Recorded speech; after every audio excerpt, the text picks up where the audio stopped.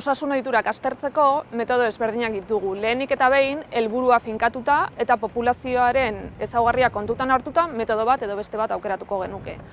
Horretaz gain, aukeratzen dugun metodoak ezaugarri konkretu batzuk izan behar ditu. Alde batetik fidagarria izan behar da, beste alde batetik zinezkoak diren datuak lortzeko aproposa, hala nola sozialki onuragarria izan behar da bere erabilpena eta pertsonaren egunerakotasuna ez du aldaketa handirik eragin behar.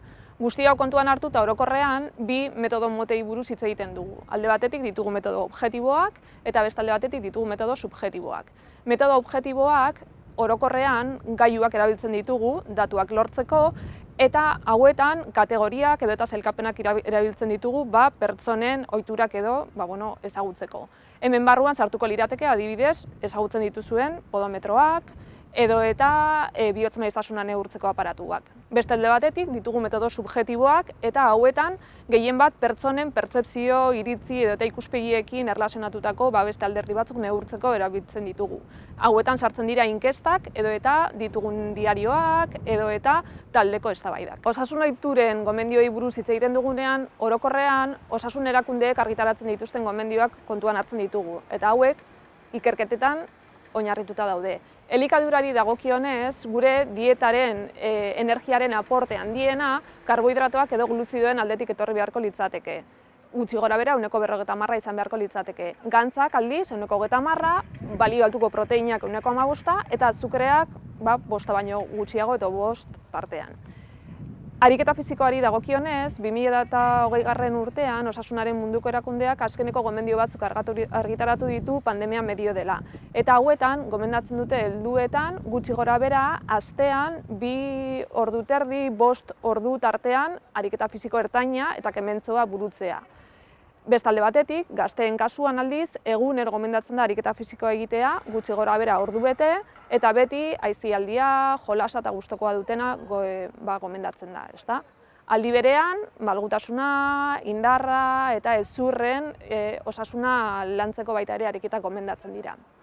Ekintza sedentarioi dagokienez, aldiz, orokorrean egunean 2 ordu baino gutxiago gomendatzen dira, honelako ekintzetan aritzea, eta hauen barruan sartzen dira telebista ikustea, ordenagailuan jolastea edo aritzea eta bideokontsoletan denbora ematea. Nire ikerketa arloa batez ere elikadura, ariketa fisikoa eta ekintza multimedioen inguruan zentratzen da eta orokorrean esan dezakegu elikadurari dagokionez, gehien bat gure dietak edo eta gazteen dietak gantzetan aberatzak izaten direla, azukretan baita ere aberatzak eta barazki eta fruta gutxi jaten dugula.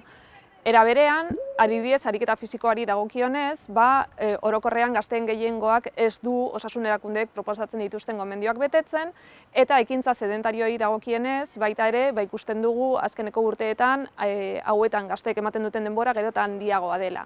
Hala ere, baita ere, ikusi beharko genuke ze ezberdintasun dagoen adina eta generoaren arabera. Izan ere, gazteak adinea aurrera doan heinean, ikusten da ariketa fisikoa murriztu egiten dela, ikasketak edo eta beste karga batzutan sartzen direlako, eta batez ere nesken artean. Eta elikadurari dagokionez, gehien bat nesken elikadura ohiturak osasungarriagoak izaten dira, eta gehienetan mutilek gantz edo eta okel gehiago kontsumitu egiten dute. Era berean, elkarrekintzak gaude osasun ohitura ezberdinen artean eta ikusten dugu baita ere, ekintza sedentarioetan gero eta denbora gehiagotan aritzea, elikadura ezain osasungarriarekin erlazionatzen dela. Batez ere, zailtasunak erlazionatuko nituzken metodoekin, hau da, aukeratzen dugun tresna edo eta instrumentu ezberdinekin. Alde batetik, metodo subjektiboak aukeratzen ditugunean esate baterako inkestetan batez ere ume eta gazteekin ditugun zailtasunak izaten dira, oroimenakatzak edo eta gainestimazioak, hau da, ariketa fisikoari buruz galdetzen diegunean, normalean egiten dutena baino pixka bat gehiago, erreportatu egiten dute. Hala ere, alderdi positiboak askoz gehiago dira eta horregatik aukerakoak dira, inkestak edo horrelako metodo subjektiboak. Izan ere, populazio talde oso handietara ailegatzen gara, beste alde batetik ekonomikoak diren medioak dira eta aldi berean oso fidagarriak. Beste alde batetik, zailtasun handi bat edo aipagarria izango litzateke gure ikerketa erizaintzaren arloan kokatzen dela. Eta erizaintza zientzia eta ikerketa esparru bezala nahiko berria da. Izan ere, Orain arte, edo orain dela gutxi, unibertsitatean ikasketak hasi dira, orain dela gutxi gora bera 45 urte, eta honek esan nahi duena da bide akademikoa oraindik nahiko berria dela eta ikerketa oraindik sustatzeke dagoela neurri handi batean. Hala ere, gero eta profesional gehiago gara, honetaz ohartuta gaudenak eta lerro horretan lanean ari garenok.